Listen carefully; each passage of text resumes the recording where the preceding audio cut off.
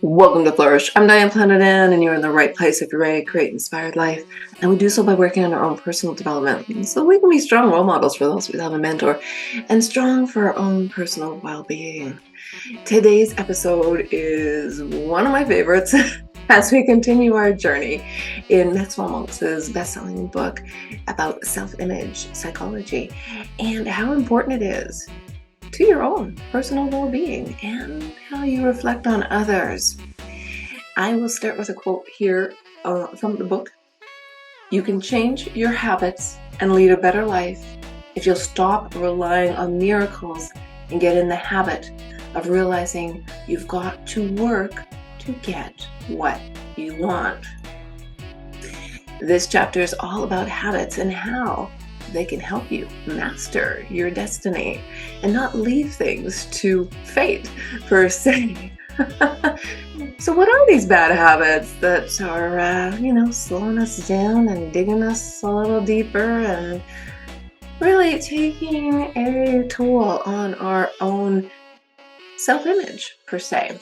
And this is fascinating because I'm sure you already know what your bad habit is, but the whole art of living is to overcome bad habits and rise above them to habits that make for a good life.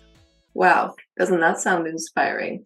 And he goes on to say, you can develop the good habit of thinking of yourself as a worthwhile, constructive citizen with goals for every day of your life. Or you can think of yourself as a failure, a person of no worth. And this way of thinking is a habit. They were acquired while we were growing up. And so in our childhood, habits are formed and they persist a long time. But you can change them. And he's going to show us how.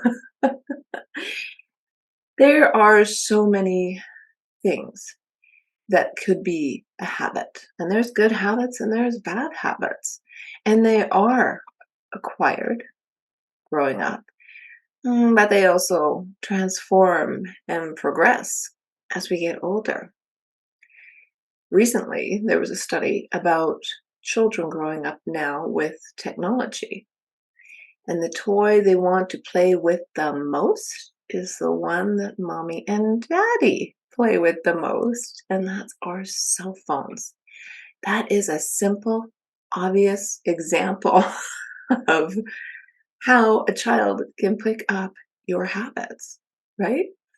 So the book goes on to talk about how we have an abundance of food now and don't have to gather it. So we overeat, or we overdrink, or we do a little too much tension relieving rather than goal achieving. You know what your habit is that you want to break. You know it. You could be biting your nails. I mean, maybe that's not an evil habit for your health, but maybe it's annoying enough that you want to switch it around. You want to make the change. I love this chapter because it tells us in very just direct means how you go about it. So let me give you, for instance, so the overeating. Overeating is, in fact, a habit. But why do people eat too much? Why don't they know where to stop? It's that temporary satisfaction. People whose lives are full do not eat too much. They feed themselves with goals that are worthwhile and activities that are exciting. They nourish themselves with giving relationships to others and with the feeling that each day is an adventure. Eat like a human, right? If you eat too much and are overweight, your overeating habit is a result of an emotional grievance, conscious or buried. You overeat to make up for what you feel you are missing or have missed at some time in your life. You're trying to soothe all your frustrations with food, and it can't be done. Let me repeat that. It can't be done. He talks about this in great detail in this chapter, and I really do love that. So he goes on to say, Whatever habit it is you want to break, start by changing your image, maybe just from the outside. Dress as if you think you're worth it. The way you dress is another of your most important habits. While clothes do not necessarily make the man, it's a saying, people will often judge you, sometimes unfairly, by your personal appearance. When you dress well, you present a positive picture of yourself to the world. Nowadays, many people pay too much attention to clothes, ignoring spiritual qualities that make us bigger people. Still, if you're a sloppy dresser, you have acquired a negative habit. You are putting your worst foot forward. When you think more of yourself, as you should, you will take the trouble to dress as if you thought you were worth it. And yes, our superficial world is never going to change, and it's been this way for the ages, from since the beginning of time. But it also will help you. I mean, you get to a point where you're like, I don't really want to worry about what other people are thinking of me. Guess what? You don't have to. This is all about what you think of you, your dignity. Unfortunately, and Coco Chanel said this, dress shabbily and they'll notice the dress. Dress impeccably and they'll notice the woman. If you want to get noticed, if you want to build your self-image, if you want to have dignity and lift your spirits high, start with your own personal way that you dress. And it doesn't have to cost a lot. You can put on something nice and clean and fresh and hold your head up high with dignity. Start with that. That'll make you feel better. Take a look in the mirror, right? So, what's stopping you? Well, he says your negative habits stand between you and your happiness. If you eat too much or drink too much, or if other bad habits plague you and you want to change them, here's what you do. Believe that you can change your habit. Have faith in your ability to control yourself and to bring about positive changes in your basic makeup. 2, understand the physical consequences of these habits so well that you're willing to undergo temporary deprivation, even suffering. So great is your desire to change. 3, find something satisfying which will comfort you during the temporary period of pain that you will go through while you're depriving yourself of a prop that has sustained you for a long time. And tell us about maybe you want to take up that hobby that you've put away for a while. 4, discover the basic problems that drove you to such excess. What is your frustration? Do you undervalue yourself? Why are you such an enemy to yourself? 5, come to grips with these problems. Realign your thinking, accept your failures, and rediscover your triumphs. And 6, direct yourself towards positive habit patterns that will make your life rewarding. Set new goals for yourself. Get the feel of success in constructive activities that will bring out your ability and your enthusiasm. Those are 6 great tips. And you have to think about those, write them down, repeat. Write it down, repeat. Put a message on your phone. Every day, those are 6 golden nuggets on how you can break the habit that is holding you back. Breaking the habit of your old self. You don't want to be that person anymore. He says you have to have compassion for yourself. Compassion, clarity, self-respect. When you can reach these feelings, you will feel like yourself. For habit is repetition. Aha. And a really bad habit is worry. So how do you get into that flow where you just let it go? Well, you develop the kind of emotional habits that lead to happiness. Habit represents the use of imagination, positive or negative. If you use your imagination as an ally, You will ensure your well being. It is your imagination. And if you feel that you have the rights of a valuable human being, you can use it to give you the emotional patterns that will make your life a joy. Emotional patterns that will make your life a joy.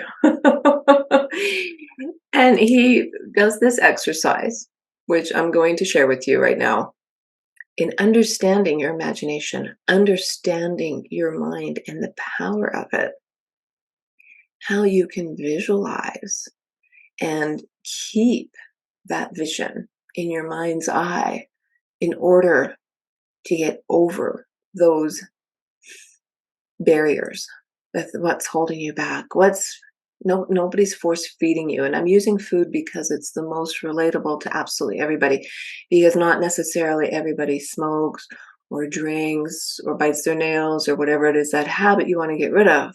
But we all eat. We all eat, and it's a common denominator. So that's why I'm focusing on food.